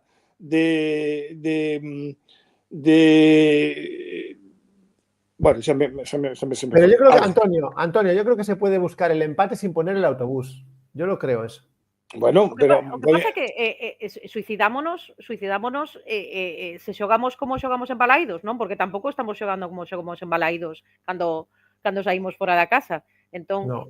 O problema é ese, que se estivéramos a xogar do mesmo xeito que xogamos na casa e non sae e perdemos, pero que non somos quen de trasladar o que facemos en Balaídos fora da casa, porque se o noso estilo fora da casa non funcionase, eu tamén estaría convosco, hai que buscar outra maneira, hai que buscar outro esquema táctico, hai que cambiar, pero non creo que sea o problema. O problema é que non somos capaces de manter esa intensidade, de manter ese toque de balón, esa rapidez. Susi, estoy de acuerdo con eso. Pois mira, Susi, pero en cambio te digo outra cosa. Ten en conta que na casa tamén se xoga co apoio dos contrarios, da ficción. Claro. Pero cando saes fora, os contrarios tamén teñen o apoio da afección. Entón xa non é a mesma cuestión, porque ti non tes ese apoio que tes na casa. Claro, por o seguinte, a situación é diferente. Pero Antonio, un equipo de primera división, o sea, un equipo de primera división no puede echar de menos como chavalines a la afición. O sea, pues tú crees que non está pasando? Sí, está pasando, pero pues ahí está ese problema. Claro, pues falta de madurez. Estás dándome razón, Fer, estás dando razón, estamos dicindo o mesmo. Claro, sí. Non pode ser esa unha desculpa. O sea, que só xogas ben porque estás apoiado na casa. Vaya, por Dios. Pois é un equipo de primeira división, non pode permitirse. E non se poden quejar del apoio que hai fuera tamén. Claro, o sea, claro. No, eu penso que influe, claro, que influe moitísimo. Sí, pero o non ter o apoio da quitaches aí, Antón. No, vou poñelo. O que pasa é que non é un tema únicamente da falta de apoio, é que dende o minuto 1 non somos capaces de entrar no partido da mesma maneira que o facemos cando xogamos en Balaídos. Desde luego. Antonio Di Ribadenses aí, menos mal que a Antonio lle gusta a Claudio. Que sabes que pasa con Claudio? Sabedes que pasa con Claudio? A min Claudio sí me gusta, pero non estou tan enlouquecido con él como está a xente. Porque xa me demostrou a vida que os adestradores son o que son. Entón, eu estou con Claudio. Creo que é o mellor adestrador que podemos ter neste momento. Pero, ollo, non por iso ten vía libre en que eu lle dea todo palmiñas nas costas. Claro que me gusta. Pero creo que a xente está tomando a Claudio como un xogador máis. É dicir, a xente en Balaídos aplaude, grita o seu nome, etcétera, etcétera. Claro, Creo que é un pouco excesivo. Creo que claro, pero porque venimos de unha etapa tan negra futbolísticamente. Bueno, pero hai que ter un pouco de mesura. Dos séculos escuros futbolísticamente falando. Vale, pois por eso poñemos no altar a todo o mundo, non? Está como viñamos dunha cousa moi tal, agora non, hai que esperar. Hai que apoialo.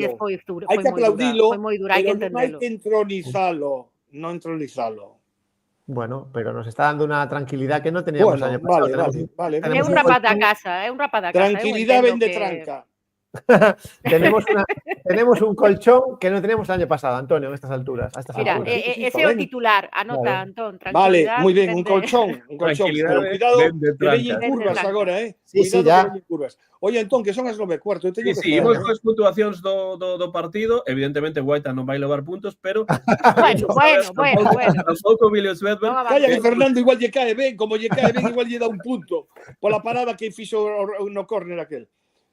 Bueno, imos coas puntuacións, por suposto, os celtistas e celtistas que están no chat, que deixen os comentarios pola parte de abaixo do vídeo, na parte adicada aos comentarios, cos vosos puntos, 5 puntos pro mellor, 3 pro segundo e 1 pro terceiro, e non tedes por que dar puntos a algún xogador, se pensades... 5 puntos a Moriba, 3 a Borja Iglesias e 1 a Fran Beltrán.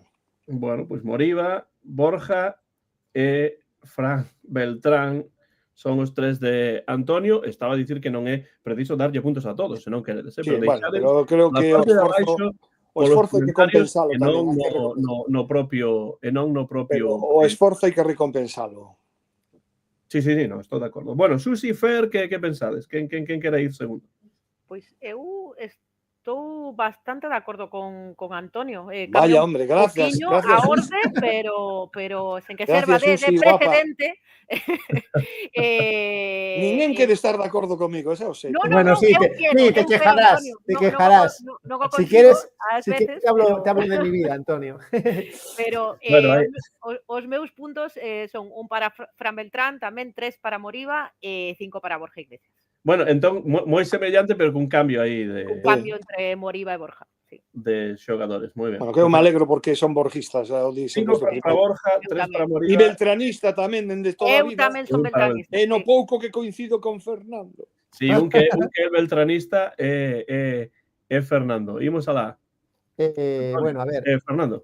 Yo le doy 1 a Marcos Alonso y le doy 1 y no le doy más. Le podría haber dado más en este... No, empezó mal, Pero lo que hace, si es que el árbitro tiene razón, que no me fijé, pero si realmente entra en el campo sin permiso, me parece una nueva metedura de pata a las ya meteduras de pata que cometimos el otro día. O sea, si eso fue así, o sea, ya fue la guinda del pastel hacer eso. Eu penso que foi un malentendido. Non entendo como un xogador como... No, pero un xogador desa categoría. Sí, por iso digo, que me pareceme difícil que un xogador desa categoría... Non quero pensar na autoexpulsión, claro. Non penso que queira... Non quero pensar niso, non quero pensar. Eu vexo máis como un malentendido, pero evidentemente co regulamento na man non pode sair sen... Non estivo moi ben na primeira parte, mellorou na segunda. Pero un punto para Alonso, di Fernando. El puntito se lo doy. Luego, 3 puntos para Borja Iglesias, entre otras cosas por el trabajo que hace siempre, por ese gol también.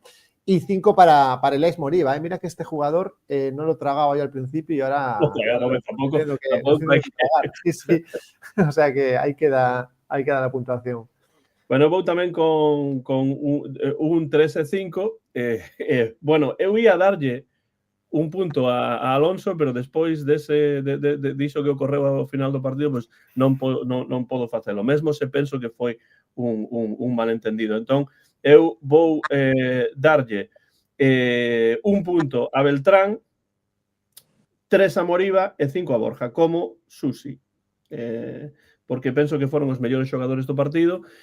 Para min, Borja fai un traballo impresionante aí arriba e precisamente ter a Borja aí arriba é o que posibilita que nun partido como este o plantexamento poida ser de telo balón. Non funcionou, porque o gol foi demasiado cedo, como dicía, pero bueno, esa era, penso eu, a intención, así que Beltrán, Moriba e Borja, deixades nos comentarios, na parte dos comentarios que vos pensades, e agora imos ter para rematar... Sí, pero ir rematando, porque é tarde, xa. Sí, non sei se Antonio ten aí unha teijeireta ou non. Claro que teño. Pero hacemos una previa express del partido de Copa en el Bernabéu. Claro, precisamente, o que quería dicir é que o Celta vai xogar fronte ao Real Madrid no Bernabéu nos octavos de final de Copa e pois imos facer porra para os dous partidos, o de Copa e o de Liga. O de Liga, como sabedes, a xogarse o domingo ás 7 da mañá, aquí, é dicir, ás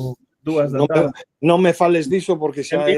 Mellor non falar diso porque podemos facer un programa especial de 2 ou 3 horas. Hubo que retrasarlo, evidentemente. E sobre todo, do pouco que critican os propios equipos, os propios clubes pero eso xa falaremos porque eu teño cana na teijeira. Que non nos rebatamos hoxe. Partido fronte ao Real Madrid. O Celta tivo pois unha terrible sorte neste sorteo. Xa non era unha sorte magnífica na rolda anterior, gañou in extremis o Racing de Santander, pero agora Real Madrid e ademais no Bernabéu. 3-0 para Madrid.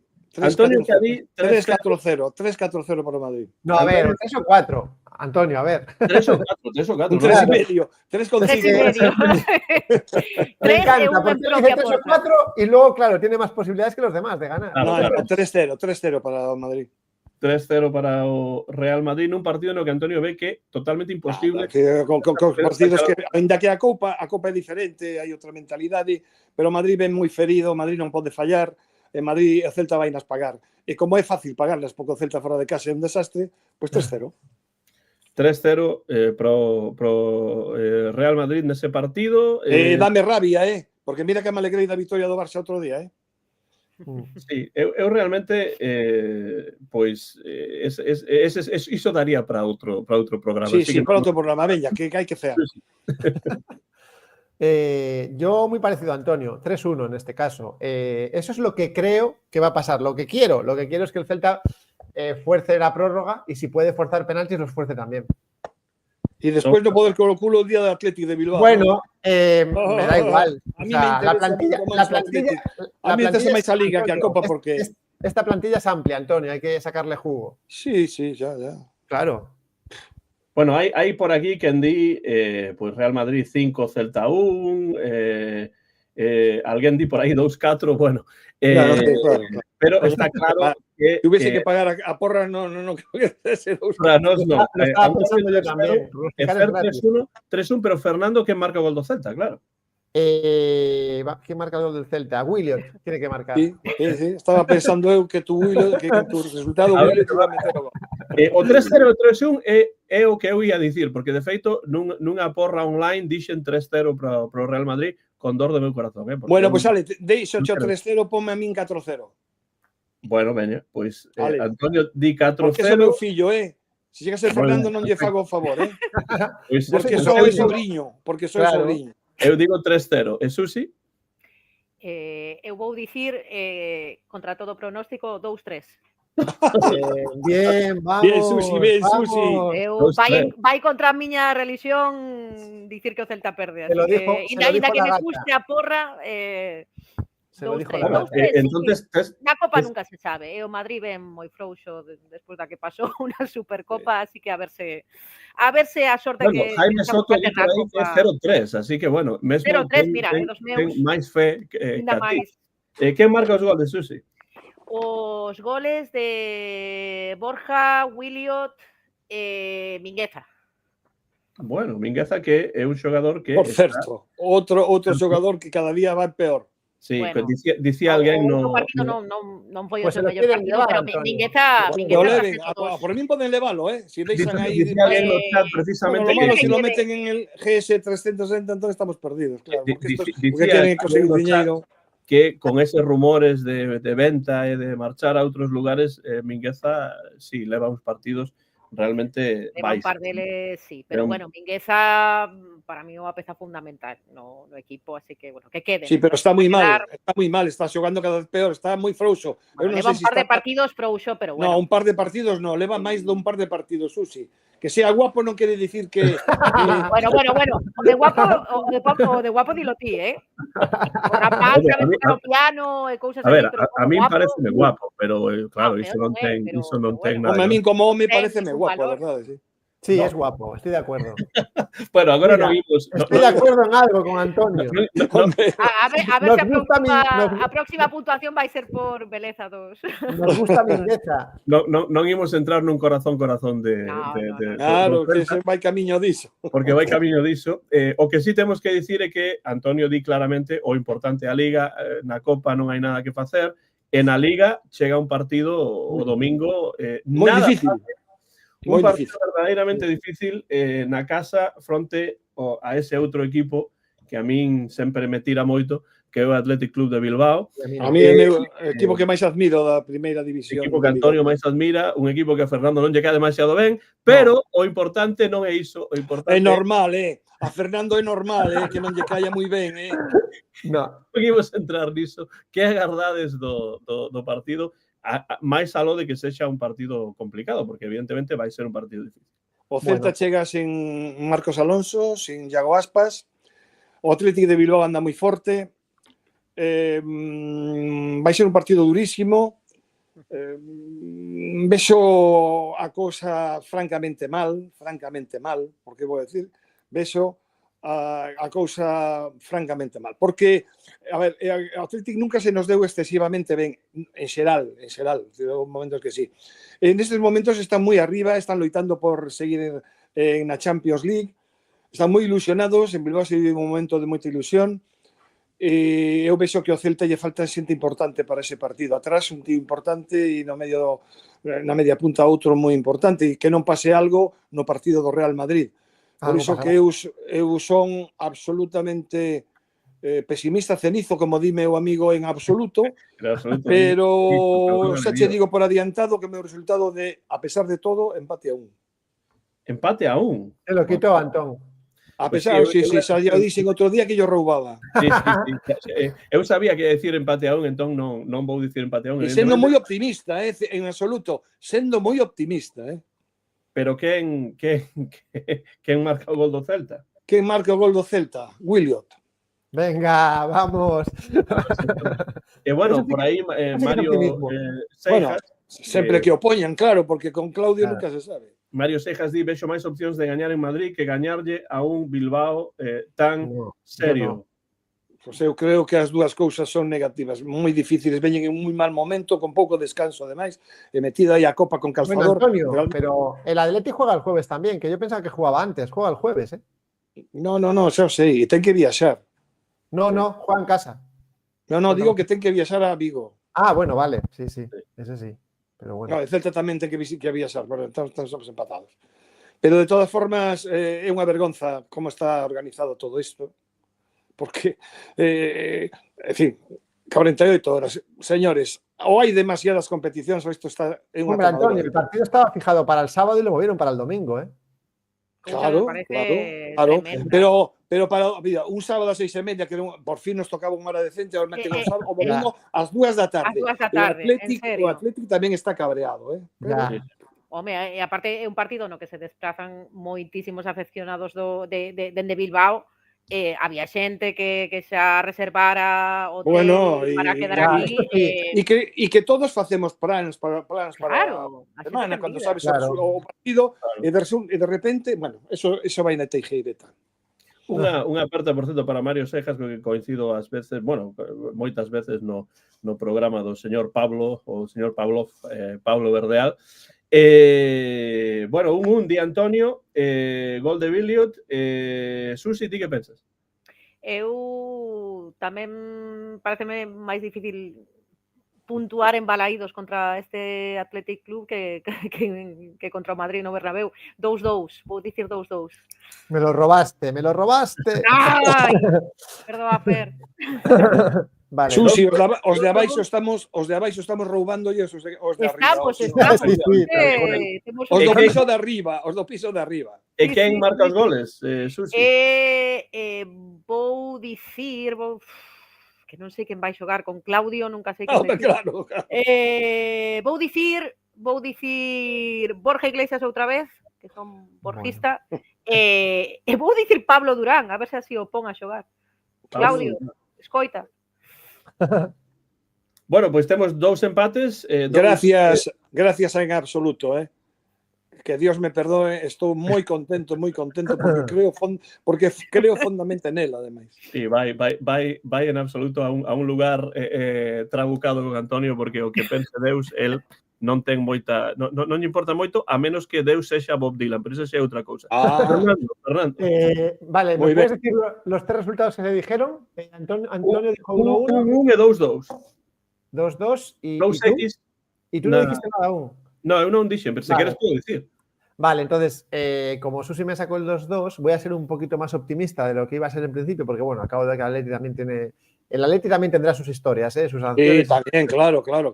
Entonces voy a decir 2-1, va a ser un partido sufrido, pero lo vamos a sacar. ¿Y los goles, Fernando? Pues mira, Suedberg, porque ya aquí estamos todos con Suedberg, hasta la muerte. Y a mellor non xoga. Y a mellor non xoga. Claro, y Moriba con uno de sus disparos desde fuera del área, que le gusta mucho hacerlos, pues va a Sí, meter porque non hai outro que faga iso. Entón, va a meter, claro, pues va a meter el 2 y el gol nuestro pues lo meteremos en propia puerta o yo que sé, un fallo de esto, cualquiera. Bueno, isto é unha cousa extraña porque, claro, empate ou vitoria do Celta, pois mira, eu vou dicir 1-0 pro Celta, 1-0 pro Celta. ¡Ole! Sí, Bravo, Antón, bravo, Antón. Sí, en este caso vou dicir que, como son borjista, pois non vai marcar Borja o gol, vai marcalo Billy Svedberg, pero a pase de Borja Iglesias. Así que, bueno. E ninguén lle dá un gol a Dubicas.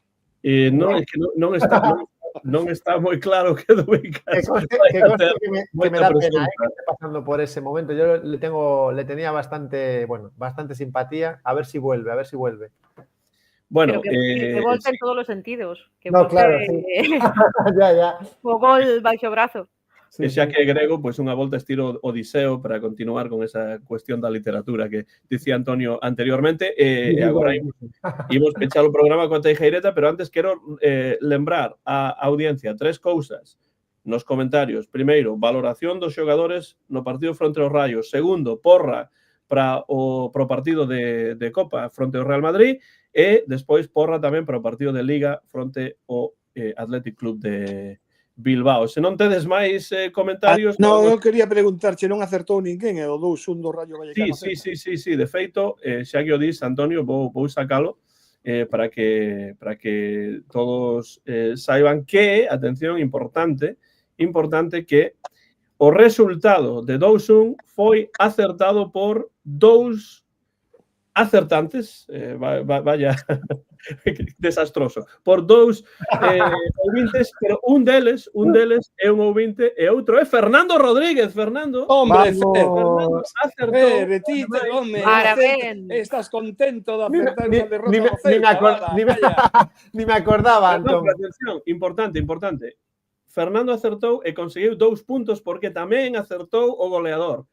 Cousa que tamén ocorreu cun 2 ouvintes, Rubén Lomba, que tamén conseguiu 2 puntos porque tamén acertou o goleador. 2-1. Polo tanto, atención. Que visionarios, que bárbaro. Isto é interesante. Audiencia e borjista. Rubén Lomba está primeiro con 4 puntos, Lois Márquez e Fernando segundos con 3 puntos e Diego Pérez Prado e Jaime Soto terceiro. Y por cierto, Antón, antes de que esta competición echara a andar, yo había acertado el resultado contra el Valencia y no se me tuvo en cuenta. Ahí lo dejo. Bueno, sí, podría estar Fernando en la primera posición, pero atención, antes de que Antonio entre coa Teijeireta, vou dar unha nova importante para a porra. Atención, o gañador da porra, sempre e cando sexa non un colaborador, senón un ouvinte, estará convidado, se quere, a participar no Bar Celeste nese programa final de avaliación da tempada que normalmente facemos. Entón, que gañades? Se gañades a fama. Non unha bufanda do Celta, non unha camiseta, porque non temos diñeiro para iso, pero sí a invitación para participar nese programa final de avaliación, se queredes, non hai obriga. Entón, xa sabemos que hai algo que está en xogo coa cuestión da porra. Así que nestes intres, se rematase a Liga agora, sería Rubén Lomba o que recibiría ese convite para participar no Bar Celeste de avaliación. Antonio, se esta Teijeireta, pechamos con iso e imos aló. Pois ben, comezamos aí. Isto podería titularse Dame noxo o mundo do fútbol. A xente que me coñece sabe da miña aversión ao fútbol moderno. Desprezo as datas das ventás para a incorporación dos xogadores. Persoas que poden xogar dentro da mesma tempada en 2 equipos da mesma categoría. Como ben di Juan Carlos Álvarez en Faro de Vigo, é un terreo abonado por trileiros e medias verdades que excito personal como poucas cousas, xerando rumores interesados e co medo dos equipos non grandes, non me atrevo a decir pequenos, a perder futbolistas a última hora, ficando espidos para resolver as marchas que se poden producir na última hora. Cuidado co Celta. Desprezo os horarios dos encontros, sempre perxudicando os clubs non grandes, cuxos abonados teñen que cambiar os plans da fin de semana polos cambios que os prexudican ou asistindo a esos estadios a horas intempestivas, 2 da tarde, luns ás 9 da noite, etc. Desprezo o mundo das apostas, vale todo ao que apostar, que levan a futbolistas, acaba de sair o escándalo de Quique Salas, xogador do Sevilla, a forzar cartóns amarelos para amañar partidos e acadar lucros a través das mesmos. É unha nova que acaba de aparecer hoxe mesmo nos xornais. Canto verá detrás de todo isto que nunca verá a luz, eu que deixo abraiado. Desprezo o negocio cada vez máis presente no fútbol, no que os afeccionados somos meros bonecos en todo o tinglado. Desprezo que un presidente da Federación imputado, aínda pendente do Supremo para creer neste tribunal, sexa elixido por outros presidentes de territoriais con escuros comportamentos e intereses. Podería seguir, pero non vou rematar coa vergoña que sinto ao ver como en la Supercopa de España é levada a Arabia sen que lles calla a cara de vergonza, impedindo que os afeccionados poidan gozar do acontecemento en vivo e desenvolvan o torneo nun país non democrático, onde as mulleres teñen un mínimo acceso aos partidos por ser iso, únicamente mulleres. E inda por riba, danse espectáculos bochornosos por parte dos saudís seguidores dos grandes. Abusan, acosan a afeccionados dos outros dous clubs, Athletic e Mallorca, neste caso, que se ven insultados e desprezados sen ninguna clase de seguridade. Terrible e vergonzoso. E por riba, hai que ler, escoitar as palabras do noxento Louzán dicindo que, a final, é unha maneira tamén de devolver parte do agarimo recibido estes días en Lleida. Hai que ser sinvergonza para afirmar isto sen que se poña a cor no rostro. O cariño, entre comiñas, son os 40 millóns que a ditadura saudí paga cada ano á Federación. Diñeiro, por outra banda, que baixaría se Real Madrid e Barcelona non poden xogar a mesma. Co cal, xa estamos pensando que haberá sempre axudiñas para non perder eses millóns que a Federación é o que lles importa realmente. En fin, deixo para outro día o caso Olmo, porque se me revolve o estómago só con pensar. Por iso, e por moito máis, para min, fútbol é só o noso Celta. Para mí o fútbol é só o noso Celta tamén. Realmente está clarísimo que todo o que se fai no fútbol español é, de algún xeito ou outro, feito para facilitar as cousas, para axudar os equipos de sempre. Realmente non importa en absoluto. O máis importante para min que é o afeccionado, afeccionada, os seareiros dos equipos. Non ten sentido de ningún xeito, pero de ningún xeito, comezando xa por a afección dos equipos españois. Non ten sentido que un partido se xogue nun contexto no que, por exemplo, o Mallorca, por exemplo, o Athletic Club de Bilbao, sexan prácticamente equipos que están a xogar fora da casa. Porque o Madrid e o Barcelona están a xogar na casa en Arabia. Quen en Arabia é seguidor do Celta ou do Athletic Club de Bilbao ou... Pero es que non hai garantías tampouco non hai ningún de tipo de seguridade. Foi bochornoso que viviron esta xente. Pero isto é increíble. O diñeiro... Y yo añado a lo último que decías, Antonio, de lo del Barcelona, vamos. O sea, bueno, es una desigualdad manifiesta, pero que además es terrible. O sea, es una vez más Barça-Madrid en un lado y los demás en el otro. Los plazos valen solo para algunos, para otros no valen los plazos. Entonces, bueno, mira, Fer, eu lin que a Liga prohibía fichar en 2 anos, ou un ano en 2 ao Rayo Vallecano e ao Mallorca. E o Barcelona leva facendo de todo isto unha auténtica vergoña. Sí, sí. É auténticamente lamentable. É dicir, bueno, e aparte aí, vaya co Consello Superior de Deportes, vaya co Consello Superior de Deportes, que foi o que deu o permiso para...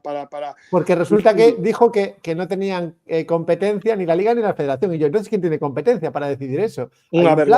Hay un plazo, no lo inscribes, pues te quedas sin ellos, ya está. O sea, no hay más. Exactamente, é vergonzoso. É vergonzoso, é vergonzoso. E xa, ademais, nesa Supercopa que estábamos falando, deixando Sí. Casorno, porque iso dá para falar un programa, nesa Supercopa é unha vergoña que haxe equipos que cobren máis que outros. Claro, claro. E ademais dan diñeiro deles para os outros dous pobriños. Dan un pouco a esmola. Creo que el Mallorca cobra muy poco en comparación con los demás equipos. O sea, No, e Athletic Club tampouco cobra moito, porque teño información. Pero reciben diñeiro os outros dos equipos. Isto é unha tomadura de pelo. Isto é vergonzoso. Pero o que pasa é que os periodistas son lamentables. Susi, penso en ti. Falan incluso de levar a Supercopa feminina a Dani. Estaba celtista hasta la médula. No, é que olín outro día, entón. Sí. Iso é sangrante. Bueno, que podes esperar de un tipo como Louzán? Que tiña como que Louzán, estar... como Rubiales, como el Pedro Rocha, como toda esta xente, como Villar. Fíxate tú que presidente estivo a federación, todos corruptos. É un pozo de corrupción e que non hai palabras para describir a esta xente. E que non sexan capaces de limpar e facer algo en condicións e reformar a federación. Es que está podrido por dentro, Susi. Non hai intención tampouco. Está podrido por dentro. Non hai ninguna intención. Non hai intención de limpar absolutamente nada. Pero mira, si como funcionan as territoriais, si o presidente da Federación Galega é Louzán, pois imagínate como son todos os demais. Claro.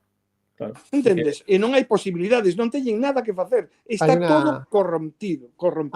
Hay una foto que veía hoy o ayer en algún periódico que se veía una mujer completamente sola en una grada. Es una foto que publicaron hace poco y es una imagen bastante significativa. Clara. Sí. Está ahí sola con el móvil, pero vamos, sola, o sea, en la grada, en fin, sí. Xa que Antonio vai ir a Madrid, pois nas vindeiras semanas para ver un concerto para asistir a un concerto de Paco Ibáñez, pois hai que citar a Paco Ibáñez, hai que citar a Góngora a través de Paco Ibáñez, ¿no? Poderoso caballero es don dinero, ¿no? Que cantaba Paco. Bueno, despois preguntan algúns como é posible que haxa tanta xenreira por parte de algúns aficionados ao fútbol cara aos grandes como Madrid e Barcelona. Como pode un ser fan do Madrid ou do Barça, como pode un seguir o Madrid ou o Barça, a menos que sexa alguén de Madrid ou de Barcelona, porque ou que viva en Medina del Campo. Evidentemente é difícil apoiar a un equipo, a un club como eses dous, cando están xogando nunha vantaxe total e os demais estamos a xogar nunha desvantaxe total. Entón, é imposible para min realmente ter ningún tipo de sentimento de cercanía con equipos como Madrid ou Barcelona e mesmo tamén co Atlético de Madrid. Por iso eu digo que o meu único equipo, o que me fai sufrir e onde eu disfruto é en Balaídos, aínda que palmemos. Somos e dicen que podería baixar a regional, pero seguiría sendo socio do Celta, porque para min o Celta representa o fútbol, todo o demais e que non me interesa nada. Sei como van as cousas para estar o día, pero nada máis. Non vin o Mundial de Qatar, non vin ningún partido da Supercopa, por suposto, e penso seguir sin vendo nada que teña que ver co este fútbol que está corrompido por todas partes. Só nos queda o noso Celtiña, e aínda que sexa criticando, porque hai que criticalo, hai que estar con eles, nada máis.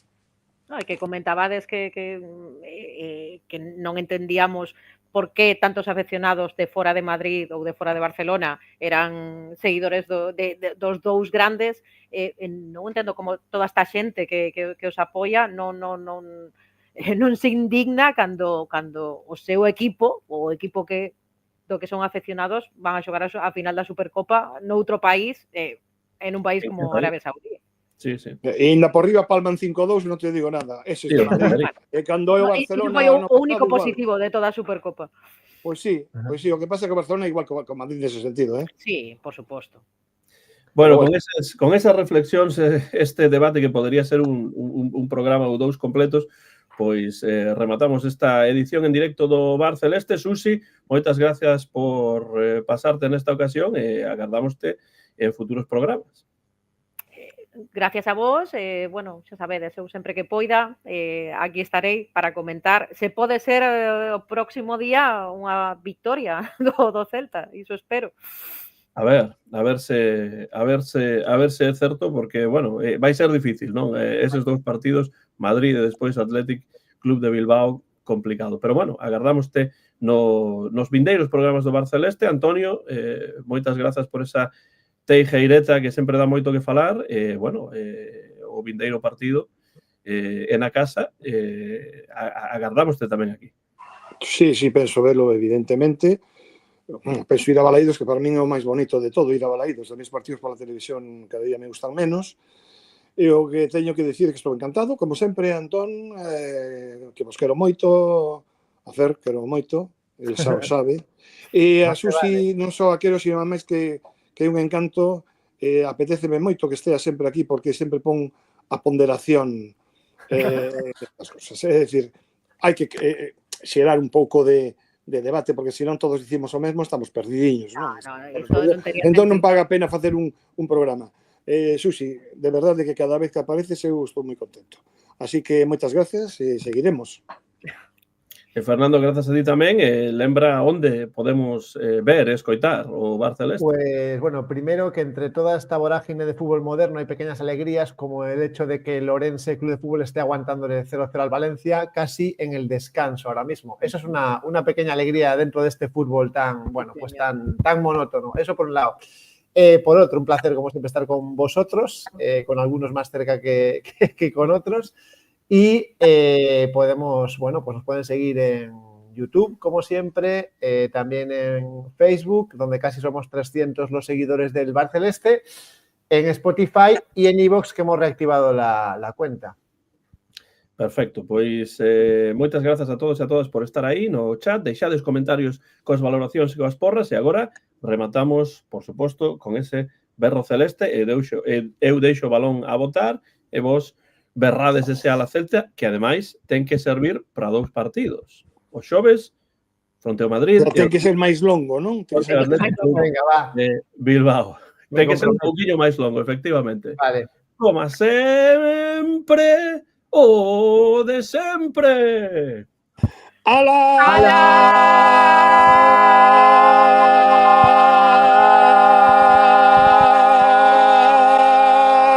¡Celta! ¡Celta!